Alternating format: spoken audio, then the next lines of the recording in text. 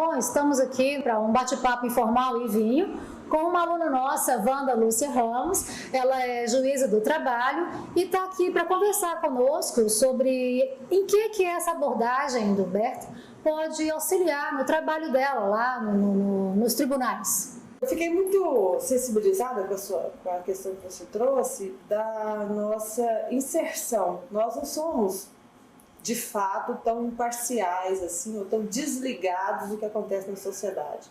Inclusive, você fez uma sugestão de que, ao invés de atuarmos pontualmente, ação por ação, que façamos intervenção anterior às ações, de uma forma que beneficia um grupo muito maior e se antecipe às ações, né? Nós já temos trabalhado durante esses 10 anos, eu tive muitas oportunidades de levar para você as minhas preocupações, as minhas dificuldades com relação ao volume de serviço, a uma pauta soberbada. Eu tenho visto colegas discutindo na nossa lista privativa sobre os benefícios da conciliação versus os benefícios de um julgamento, de proferir uma sentença que já dirima a questão litigiosa, né? Alguns colegas prestigiam muito a conciliação. Isso se dá em detrimento de outra, se você para uma pauta para uma conciliação, você atrasa, digamos, as outras audiências que estão na pauta, os outros processos que estão aguardando. Eu queria que você pontuasse de uma forma mais ampla do que o nosso dia a dia nos permite, qual é o real bem que nós, juízes, que o Poder Judiciário pode dar à sociedade, ao equilíbrio como um todo. Parar 10 outras audiências para fazer uma conciliação demorada, que às vezes, por incrível que pareça, envolve questões de família, e pelo menos lá na minha unidade é muito frequente que aconteçam questões de família, né? Enfim, eu paro 10 para privilegiar um. E ali eu me detenho. E ali eu entro na relação. E ali realmente, muitas vezes eu consigo um real benefício para uma família, ou para 2 famílias, enfim. Eu gostaria que você pontuasse essas 2 formas de atuação. Né? Uma vez eu perguntei para o Bert Hellinger, já fazem alguns anos, uma coisa interessante. Eu perguntei para ele assim: Bert, como é que a gente chega a uma boa decisão? Ele dizia, basicamente as decisões que a gente toma são divididas em 2 grupos, ele disse. As decisões que levam para o mais e as decisões que levam para o menos. Essa resposta me deixou muito encucado.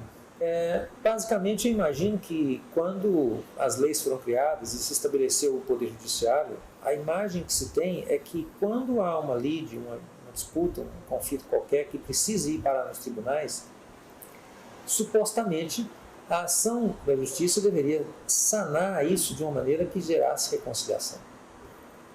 Ou seja, o objetivo do judiciário, em última instância, deveria ser para a sociedade encontrar uma solução que fosse justa para ambas as partes, que trouxesse reconciliação.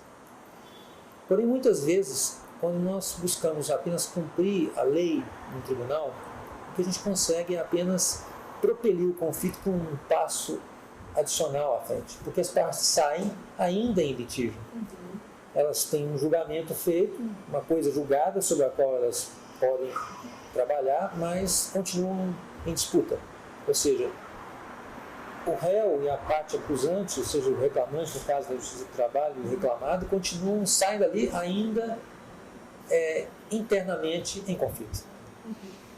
O que nós observamos sistemicamente é que esse conflito continua transladado para um novo contexto. Ou seja, se essa reconciliação não acontecer ali, tudo que vai acontecer é que essa raiva, essa situação não resolvida é levada de volta para um outro contexto, fazendo com que ali também surja um novo conflito. Aí nós temos que pensar, diante disso que você colocou, se nós vamos resolver as coisas aqui agora e deixar para frente uma dívida em termos de não reconciliação que terá que ser resolvida adiante, num outro contexto, ou se nós vamos buscar efetivamente essa reconciliação agora. Então nós temos que escolher entre um objetivo de curtíssimo prazo e algo que tem uma solução de maior longo prazo, sacrificando um pouco o curto prazo. Quando o juiz atua de maneira a conseguir, de fato, uma reconciliação verdadeira no coração das duas partes, então, efetivamente, nós temos uma solução duradoura. Mas quando ele apenas julga e o conflito continua no coração das pessoas, tudo que acontece é que mais adiante ele terá que julgar de novo uma nova situação e o conflito permanece, perpetua-se. Então eu diria que é muito louvável esse movimento que leva à busca de uma reconciliação, conquanto ela seja verdadeira. O problema é, talvez agora você vai dizer, que muitos dos juízes não estão aparelhados para poder intervir nesses conflitos de uma maneira a conseguir essa reconciliação profunda, verdadeira, que vem do coração. Mas a sua própria experiência, e de tudo que você me disse até hoje, vai dizer exatamente o contrário. Daquilo que você aprendeu conosco, e que não exigiu de você tantas horas assim, surgiram muitos frutos bonitos. Você conseguiu muitas reconciliações profundas e efetivas no coração das partes em litígio. Eu posso dizer, sem sombra de dúvida, que isso foi uma solução perene, duradoura para aquele conflito. Ele não continuou mais, porque uma vez que se estabelece essa reconciliação, ela não segue. Por outro lado, a gente pode ver o efeito oposto. Por exemplo, eu tenho uma piadinha que diz assim, que o capitão brigou com a mulher em casa. Então ele foi para o quartel. Chegou no quartel, ele brigou com o sargento. Lá, o sargento então saiu meio desnorteado. O que ele fez? Brigou com o cabo. O cabo ficou chateado com aquilo, encontrou o primeiro soldado que ele encontrou na frente e brigou com ele. E o soldado já não tinha mais o que fazer, saiu andando, então chutou o cachorro.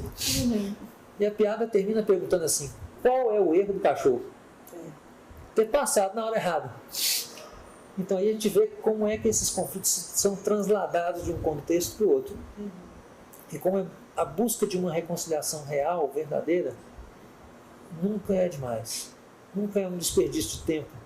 Nunca é um desperdício de recurso. Eu arrisco dizer que esse seria, em última instância, o verdadeiro papel do judiciário na sociedade. Eu costumo observar nas audiências, naqueles contextos em que isso me é permitido, nas grandes empresas, nas grandes leads, chega lá e fala, não tem acordo. Bancos e outras empresas grandes não tem acordo. Então não adianta eu perder tempo com aquilo. Aquilo ali vai ser uma solução técnica. Mas quando chegam pessoas que têm um contato pessoa a pessoa, patrão, empregado, contato pessoal, o acordo ele desanuvia literalmente a situação. E eu costumo pontuar que uma sentença liga as partes, porque ela normalmente tem o mérito ou o demérito de contrariar ambas. E aquele que vence, não vence vence sobre o outro. Quem triunfa, triunfa sobre o outro. Um ganha, outro perde. No acordo, ambos ganham. Né? E uma sentença, ela liga na medida em que a frustração de um é equivalente à sensação de triunfo do outro. E um vai recorrer. O que perdeu vai recorrer. E a coisa perpetua-se. Sim, quando ele não puder recorrer, ele vai continuar com essa raiva. Ou ele vai se vingar, ou ele não vai pagar, ou ele não vai saber usar o dinheiro, enfim. Né? A sentença liga, o acordo libera.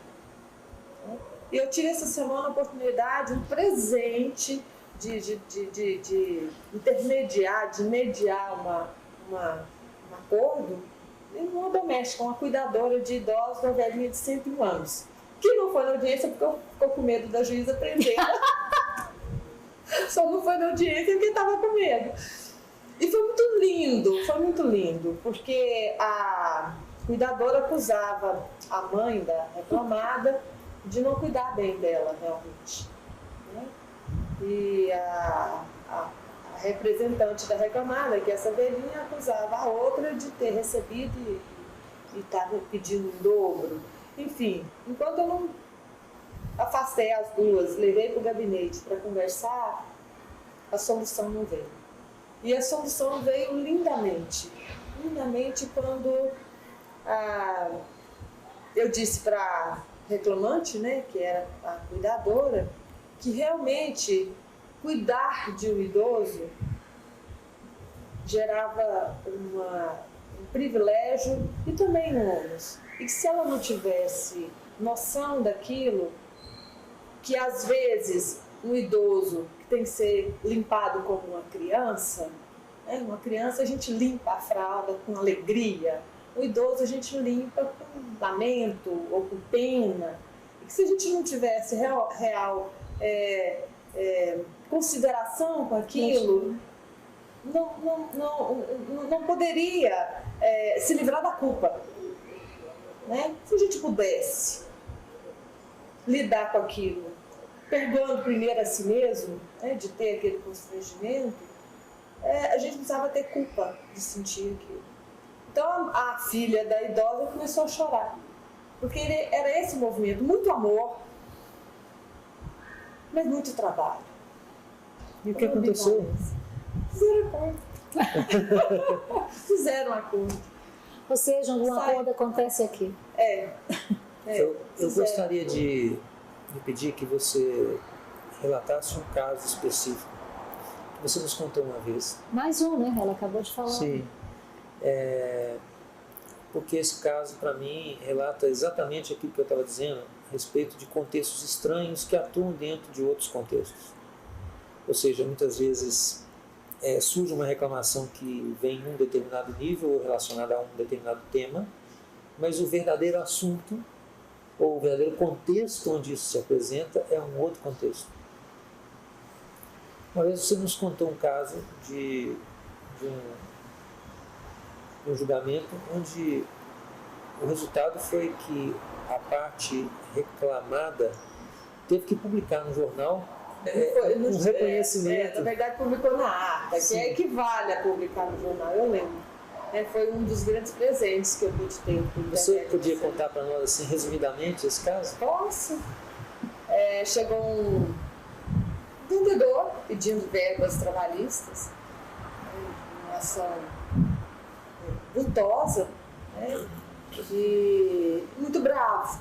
Chegou muito amargurado, com o senho franzido, muito bravo, com muita raiva. E sentou do lado do reclamado o preposto, que era um gerente de filial, junto com o seu advogado. E aí o reclamante estava muito bravo com a empresa e dizia: eu fui o primeiro vendedor, eu abri o campo dessa empresa, eu fiz a carta de clientes dessa empresa, eu divulguei essa empresa no mercado, essa empresa não me pagou as comissões e ainda o dono, que foi com quem eu tive todo esse relacionamento, sequer se dignou a vir aqui conversar comigo. Eu estou indignado. Então eu vi que não se tratava de uma demanda entre empregado e empregador, não tinha vínculo de emprego, ele queria diferença de comissões e, sobretudo, reconhecimento. E, sobretudo, que o trabalho, todo esse trabalho, esse elenco de questões que ele falou, fosse reconhecido pela empresa. Então, eu primeiro disse para o reclamante: olha, pela lei trabalhista, as declarações do preposto, as presas do preposto obrigam o proponente, ou seja, o preposto está aqui representando em tudo a empresa e essa pessoa que te contratou, o dono da empresa.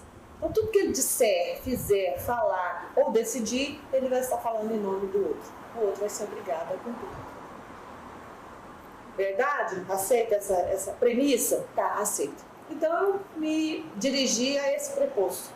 Eu falei: é verdade que o reclamante, que o fulano de tal foi o primeiro vendedor? É verdade que ele formou a carteira de clientes? É verdade que ele divulgou a empresa no mercado? É verdade que ele foi um bom vendedor? É verdade. Eu poderia dizer que a empresa é grata a essa pessoa? Pode. O reclamante imediatamente não, a cada passo ele foi relaxando, se descontraindo, abrindo, aí termina com suspiro, né? Bom, então agora você me permite que conste em ata. Eu vou constar em ata. Então eu constei todos esses parâmetros e disse que a ata realmente é pública, equivale a publicar no jornal, porque o processo é público, qualquer pessoa pode usar aquilo lá como quiser. Então eles fizeram um acordo. E literalmente saíram abraçados, é verdade. Saíram abraçados.